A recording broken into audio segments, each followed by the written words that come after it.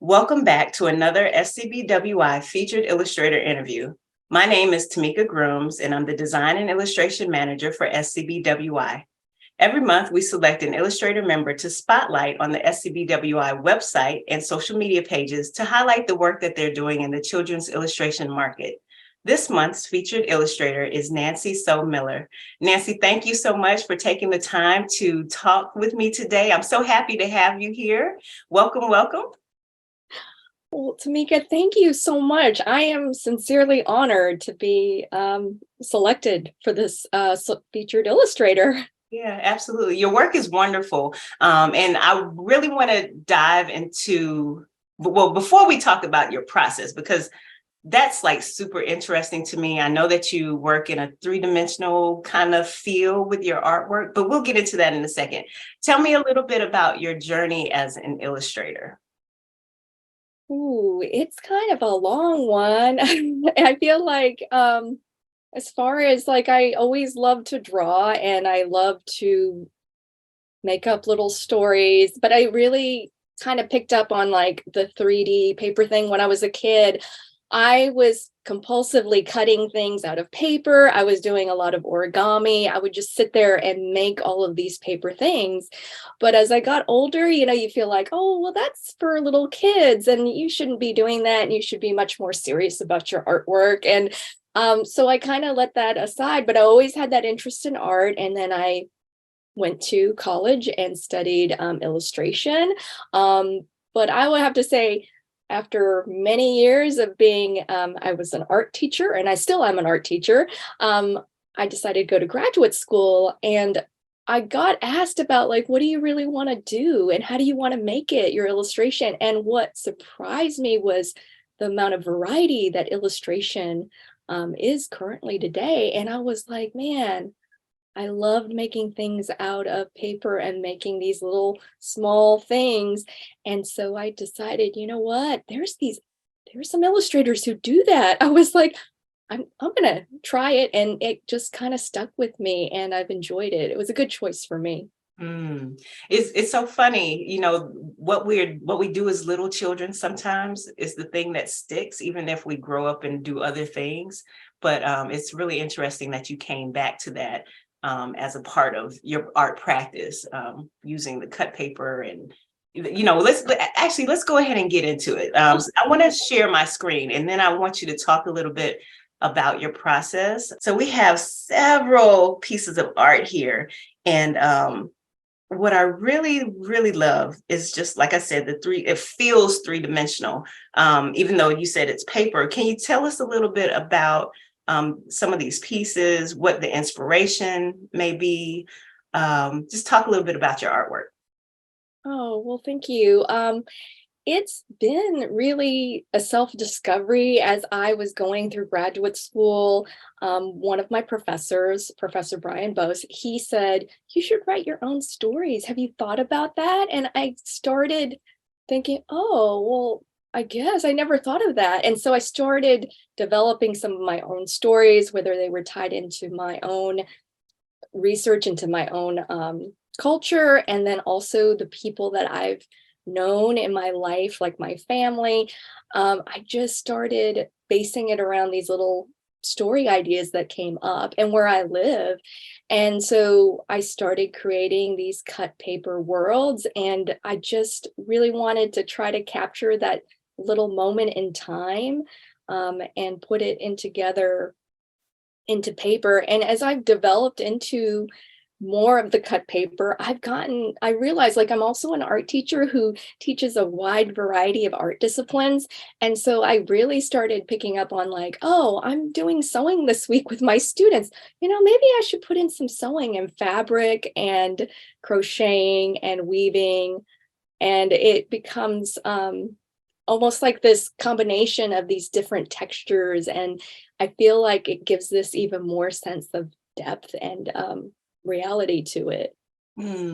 So when you're using these different materials, how are you setting up your photo shoot? How are you going through that process? So that's always interesting. There's a lot of pre-planning, and I got some great advice from other illustrators. I have to Just a little shout out to Jeff Hinchy. He was wonderful. He works as a 3D paper artist, and we had a 2-hour conversation, and he was like, I was telling him of my struggles, and I was like, he says, you need to practice and do a white dummy besides doing the sketches and the color and the value comps. He said, just make it out of paper. It can be all white. And so once I started doing that, and then I could test out lighting. So I do have a little table that I have set up against my window, and I have a ring light and all of this equipment that is photography related. And I figure out, like, how do I capture that moment in time to make it feel like a certain time of day, or to help give it that sense of mood for the moment. Interesting. Do you also use digital design? Do you like tweak it on the back end as well after you've done your photo shoot for it? Yes, I have to admit, because like sometimes as I'm doing things, like I was doing like this little bird here, and he has a stick that holds him up. I know it's like this. And I was like, oh, I'm gonna have to remove this out in Photoshop. So things like that, I do have to like edit in Photoshop. And I also will do some tests with the color, because sometimes my initial color comp that I do, I go like, oh, that was nice. But as I'm checking and trying different lighting scenarios, I'll sometimes come up with something that I'm like, ooh, that works even better to capture the emotion and the feeling I want for that moment. Wow, that's pretty amazing.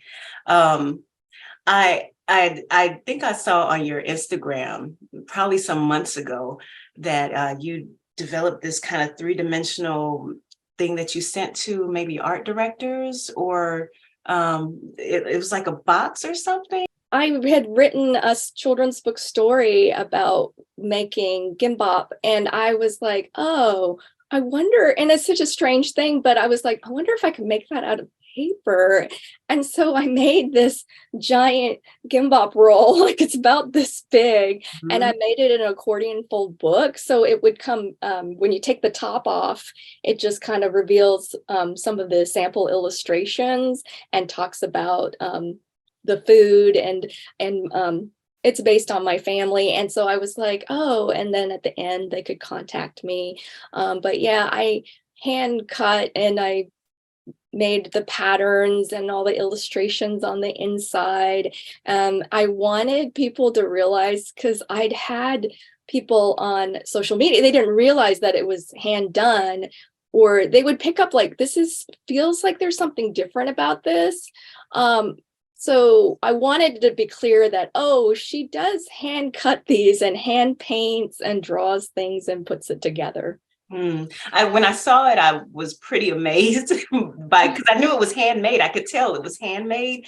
The fact that you took the time to put that together, the artistry that you put into it, as well as like you're putting a piece of yourself into that, what you're presenting to the person. So I just thought it felt like, even though I didn't receive it, it felt like a gift just to see it on Instagram, you know? So just kudos to your artistry and just putting that together. Oh, yeah. Thank you, Tanika. I'm really honored. Thank you. So I want to talk about, it sounds like you have a podcast. Can you talk a little bit about your podcast? Because I really like to know what other things artists are doing in their creative lives. And I know that you have a podcast. You know, it's so funny. I feel like now that I'm in the hot seat, I go like, I know what they're talking about, because I'm like, oh, you do get a little nervous. What I found is that being an art teacher, my original intent with the podcast was I had done it with my students in high school when I was teaching. They loved it. And then I was like, man, they're having a lot of fun. I want to do this too. And it served another purpose besides having fun and talking to these amazing artists. I realized as an art teacher, I got asked a lot of questions about different art professions. And what I realized is like, I have no idea. Like some of the questions my students and the parents would ask, or administrators, I just never worked in that field. And so reaching out to these individual artists and creators who are experts in their field, has been fantastic. It's so inspiring. Like, even if I know that professionally I don't want to necessarily do what they're doing, I feel like I can guide my students and the parents and, oh, this is how you can learn more about this at this time where the industry that your child is interested in or student. So, and for me on the back end, it's been so rewarding because they've all been cheerleaders, even if they're not doing illustration or children's books. They're like, keep going, because they'll share the points in their life where maybe they were all starting out and then how they got to the point where they're at. It always amazes me that I was like, did you really started out like back there? Like, nobody knew who you were. And it's so inspiring. And they're all the people that I've interviewed. There's that feeling of that they are like teachers a little bit, or if they're not necessarily have that interest of teaching, but they also are so passionate about what they do. I go like, wow, I am so inspired. I want to go do that now. I want to try it. And so I hope that it conveys in my enthusiasm when I share that with students. And I tell them that thing that you love to do, here's somebody who's doing it right now. And they started where you're at. And look at where they're at today. It's very inspiring.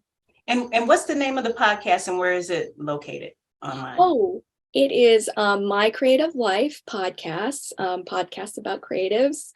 And it can be found on anchor.fm/N Miller Illustration. Nice, nice. And also on Spotify, and Oh, some of those other platforms as well. yes, it can be. Yeah. So tell us a little bit about why you joined SCBWI. Well, I had always been encouraged during graduate school by the professors who had backgrounds in children's books. They would always say, you really need to join this organization. You should really join this organization. And they had all actually served in some kind of volunteer capacity for the organization. And so as I looked into it, I was like, wow, this is really wonderful that this organization exists for authors and illustrators to connect together. And I feel like I got a lot of hand holding to kind of get myself up there, to feel like having that courage, because everyone is so kind and so helpful and so willing to offer resources or just to lend their ear and answer any questions. It amazes me how kind everybody is. Yeah, I do think that is a part of the fabric of the organization. So I'm glad that you feel that as well. So before we go, I really want people to follow you and learn more about your work, because I'm only giving a little snippet of the greatness of the art that you create. So tell them about how they can learn more about your work, where they can find you online and all that great stuff. Well, you can find my work on my website at nmillerillustration.com. You can find me on Twitter at nmillo. Yes, I'm sorry, nmillerillo. I'm sorry, I had to shorten that because of Twitter. And then on Instagram at nmillerillustration. Perfect. Well, thank you so much for taking the time to chat with me today and sharing your work. It'll be featured on the SCBWI website as well as on our social media. And it's been a pleasure talking with you today. The same for me too, Tamika. Thank you so much.